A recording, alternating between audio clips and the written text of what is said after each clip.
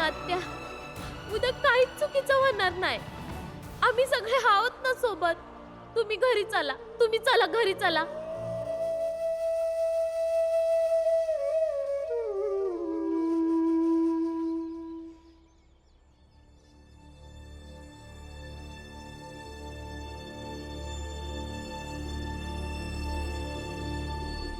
माफ करा ना मला.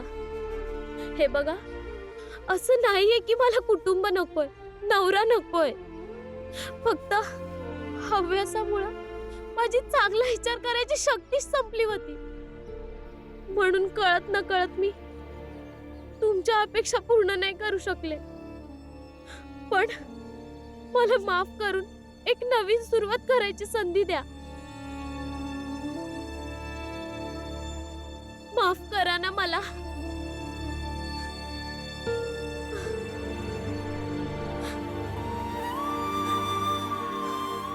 लक्ष्मी, जेव्हा मी इथे बसून विचार करत होतो ना, तर तो क्षण आठवला. कशी तू आत्याची काळजी करत होतीस. आज पहिल्यांदा तुझ्या डोळ्यात आत्यासाठी प्रेम दिसलं. त्याने मी खूप खुश झालो. लक्ष्मी, तू बघितलं असशील कसा मी हसत होतो. मग तू आलीस. तुला पाहून सगळं हसून निघून गेलं. लक्ष्मी, इतक्या वर्षात इतके रंग पाहिलेत ना तुझे, की आता विश्वास उडाला. प्रत्येक दिवशी एक नवीन खोटं असतं लक्ष्मी, एक नवीन योजना असते. कुठलं नवीन खोटं आहे हे? नाही, असं काही नाहीये. मी खरंच बदललीये आणि अशीच राहील. वचन देते मी तुम्हाला. वचन देतेस? हा. भीम, रमा, भीम. काय झालं दादा? लक्ष्मीने आताच मला एक वचन दिलंय. तिला तुम्हाला काहीतरी सांगायचं. काय? बोल लक्ष्मी. जे वचन मला दिलंयस, जी माफी मागितलीस, माग त्यांची. कारण गुन्हेगार तू यांची आहेस. बोल.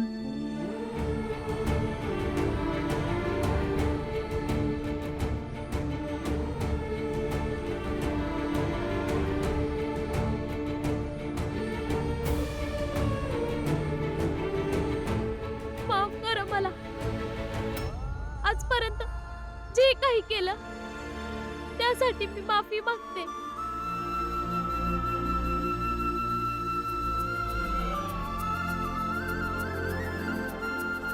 भीमभाऊ, तुम्ही कायमच या घराचे प्रमुख आहात.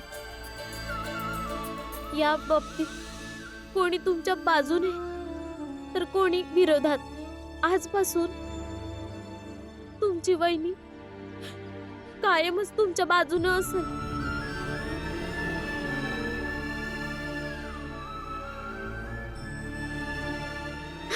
आपल्या जाऊबाई सोबत राहील. काय बोललीस?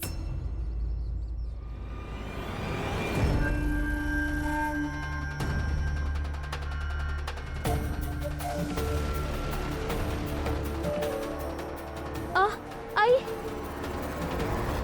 काय बोललीस तू? काहीतरी ऐकलं मी लक्ष्मी. तुझ्या लग्नाच्या वेळेपासून प्रत्येक वेळी तुझी साथ मी दिली आणि तू या भीम आणि रमाची साथ देणार? हेच बोललीस ना तू आत्ता? परत बोल ना. मला भी ऐकू दे की तू किती दुतोंडी, किती लालची आणि किती स्वार्थी असू शकतेस. आई, तू नाही, मी लक्ष्मीला विचारलंय. आता लक्ष्मी माझ्या समोर बोलल. बोल लक्ष्मी. आई, मला तुमचं सगळा आरोप मंजूर आहेत. दुतोंडी असण्याचा, मतलबी असण्याचा, स्वार्थी असण्याचा सगळं मंजूर आहे. पण आई, मी भीमभाऊ आणि रमाची साथ देणार.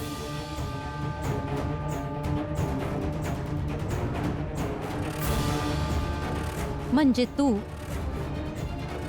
या रमासारखी माझ्या विरोधात जाणार?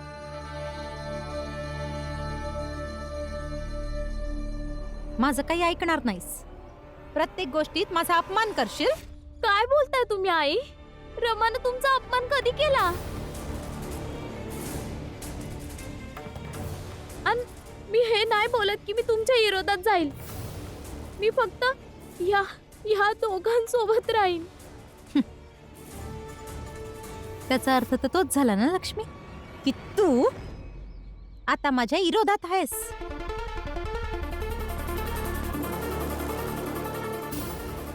कोणी बी माणूस एकतर माझ्यासोबत असू शकतो किंवा या भीम आणि रमासोबत असू शकतो. एक सोबत दोघांची साथ नाही देऊ शकत लक्ष्मी. पण आई, असं का नाही होऊ शकत? अगं तू तर आमची आहेस ना. भीम आणि रमा पण आपलेच आहेत. मग का नाही राहू शकत आपण एकत्र? मी नाही मानत भीम आणि रमाला आपलं. पण आई, तुम्ही मानलत किंवा नाही, आपण तर एक कुटुंबच आहोत ना. एक कुटुंब, एक कुटुंब असतं ना लक्ष्मी, तर हे समजा झालंच नसतं.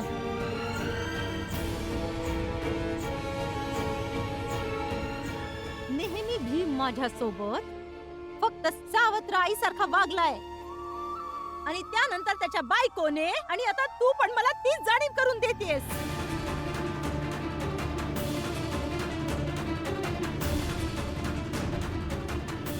जिथे सावत्रपण आलं तिथे कुटुंब कसला?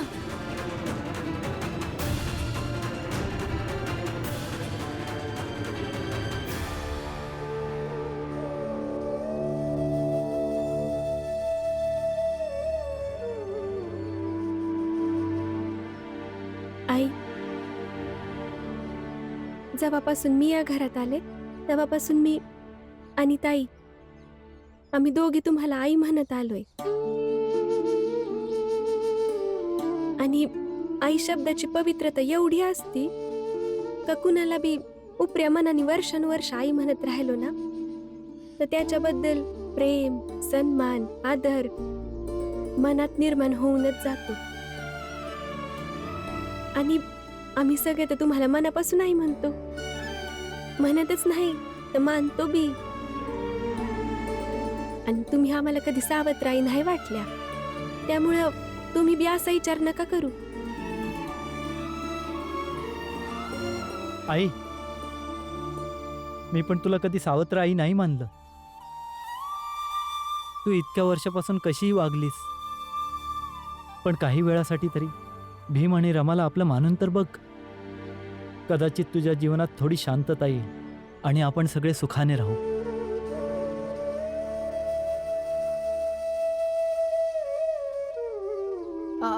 खूप दुखतंय.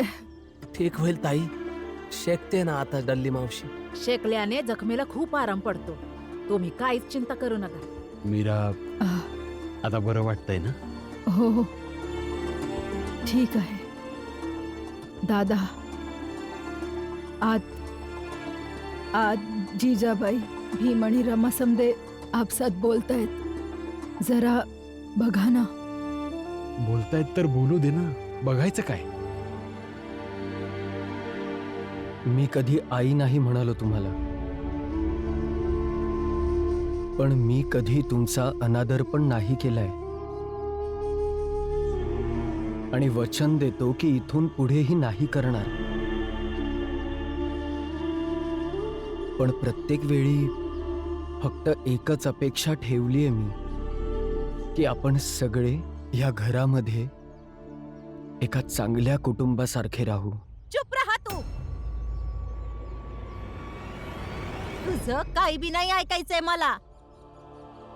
तू तेच करतो जे तुला पाहिजे असतं आणि आज मी तेच करतोयस तू. जो विरोधात जातो ना तुझ्या, त्या माणसाच्या आजूबाजूच्या लोकांना दूर करून टाकतो तू आणि एकटा पाडतो तू त्या माणसाला. जे तुझी वाह करतात, तुझ्या समोर हात जोडतात, तुला आपला नायक समजतात, तुला फक्त त्यांचीच काळजी आहे, इतर कुणाचीच काळजी नाही. घराचा एक मुलगा ज्या गटात होता तो गट जिंकला, पण त्याच्या जिंकण्याला काहीच अर्थ नाही. आणि दुसरा मुलगा हरला तर त्याच्या हरण्याचा उत्सव साजरा केला जातोय. कारण त्याने तुझी बाजू घ्यावी, जसं साताऱ्याच्या लोकांनी केलं होतं. त्या चहावाल्या मंगेशने आजपासून मी सुद्धा भीमरावच्या जातीचा आहे. शेठजीने मी तुम्हा सगळ्यांसमोर ही घोषणा करतो की ध्रुवाशी माझा काही संबंध नाही. आजपासून माझ्यासाठी हा मेला आणि मी याच्यासाठी मेलो. तुझा मित्र ध्रुवने आज तुम्हा सगळ्यांचा ध्रुव इथे मरण पावला, पण तो जिथे मेला त्याच जागी एक नवीन ध्रुव जन्माला आलाय. ध्रुव सकपाळ. किंवा तुला पाहिजे असतं की तुझ्यासाठी कोणी जीव द्यावा जसा वैभवने दिला होता.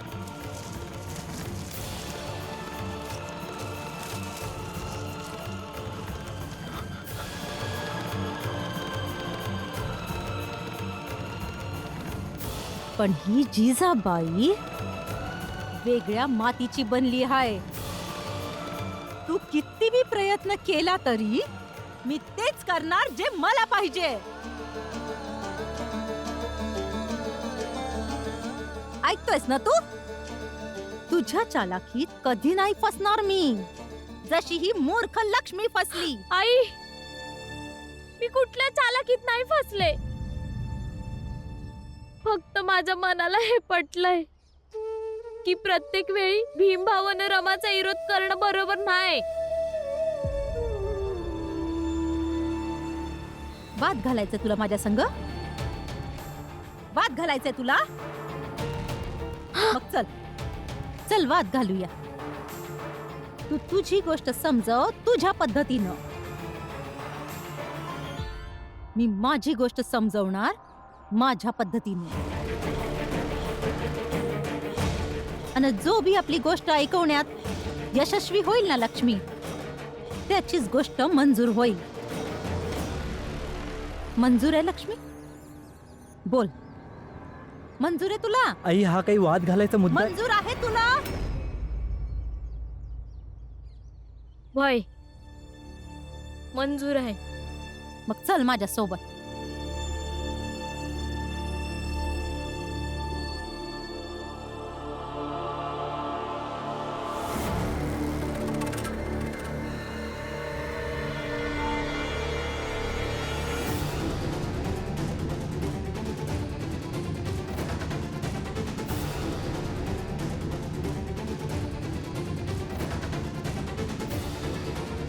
जिजाबाई,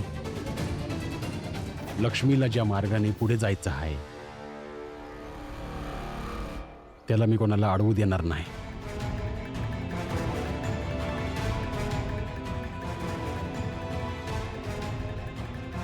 कोणालाच नाही.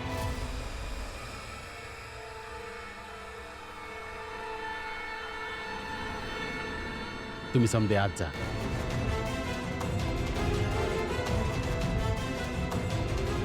जा.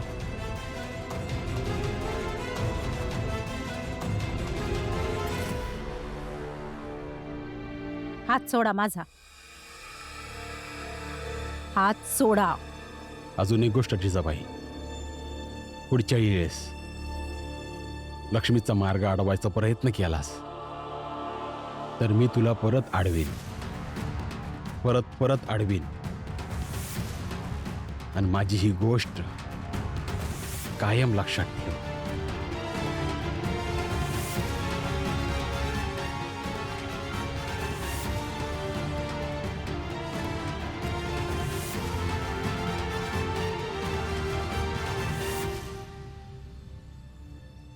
ताई, तुम्ही रडू नका. रडू नको लक्ष्मी.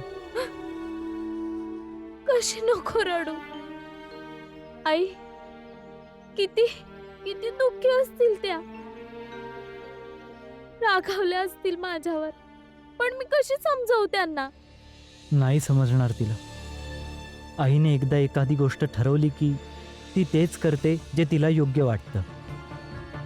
पण त्यांना समजावं तर लागणार ना, असं सोडून तर नाही देऊ शकत. पण मला नाही समजत आहे की मी माझी गोष्ट त्यांना कशी समजवू.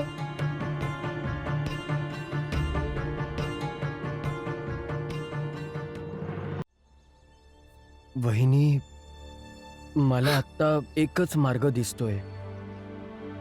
ह्यावेळी आपण सगळ्यांनी त्यांच्या आनंदाचा विचार केला पाहिजे. काय माहीत, आपल्या मुलांना हे सगळं करताना बघून त्यांचे आत्ताचं हे दुःख कमी होईल. भीम खरं बोलतोय. प्रेमात खूप ताकद असते आणि काय माहीत हीच ताकद आपल्या आईला बदलून टाकेल.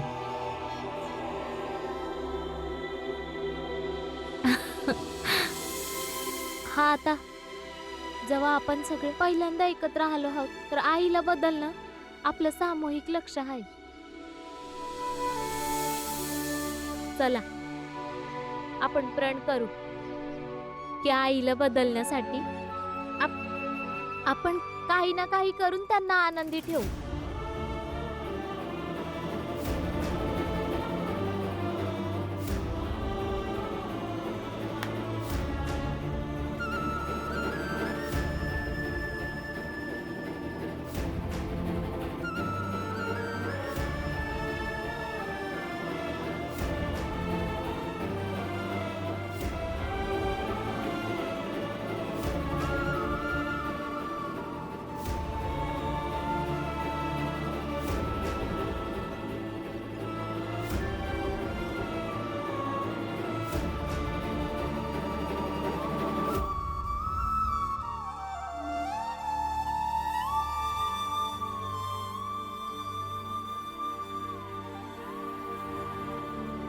मी प्रार्थना करीन की तुम्ही समजे आपल्या उद्देशात यशस्वी व्हाल.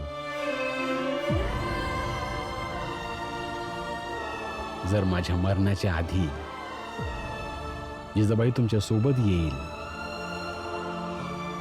तर त्यापेक्षा मोठी गोष्ट काय असेल?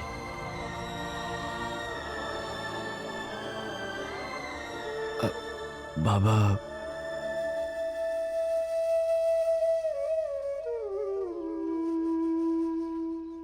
या भीम आणि रमाला कधी आपलं नाही मानू शकत मी.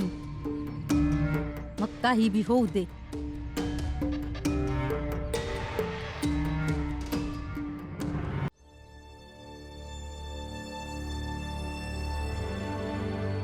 हे घ्या आत्या.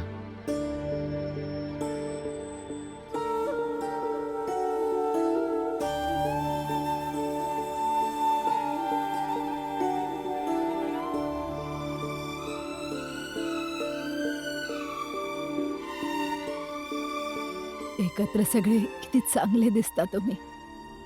असेच नेहमी सोबतच राहा. एकत्र राहाल तर जीवनात कुठली बी संकट आली तर त्याचा सामना करू शकाल.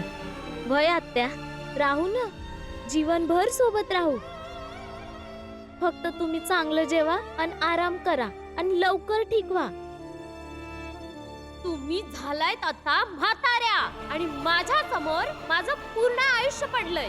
मराबिराच्या गोष्टी ना माझ्याशी करू नका. आपल्या मर्यादेची ओळ आखून त्यात राहायला शिका, कारण ते तुमच्या भल्याचं असेल. नाहीतर एक दिवस तुमच्या दोन्ही कुबड्या हिसकावून घेईन ना, मग चालायच्या लायकीच्या नाही राहणार तुम्ही. भीमाबाईनं खूप डोक्यावर चढवून ठेवलं होतं तुम्हाला. आणि जरी एकदा कोण डोक्यावर चढलं तर त्याला उतरणं मुश्किल आहे. आत्या, मला माहितीये की तुमच्या मनात काय चाललंय, पण आत्या, मी खरंच बदललीये. आधी या घरची सून होते, आता मुलगी बनली आहे आत्या.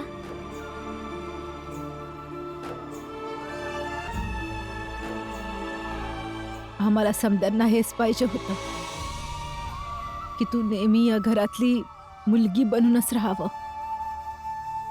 प्रेम न बारी उपजे, प्रेम न हाट बेकाय. राजा प्रजा जो ही रुझे, सिस देही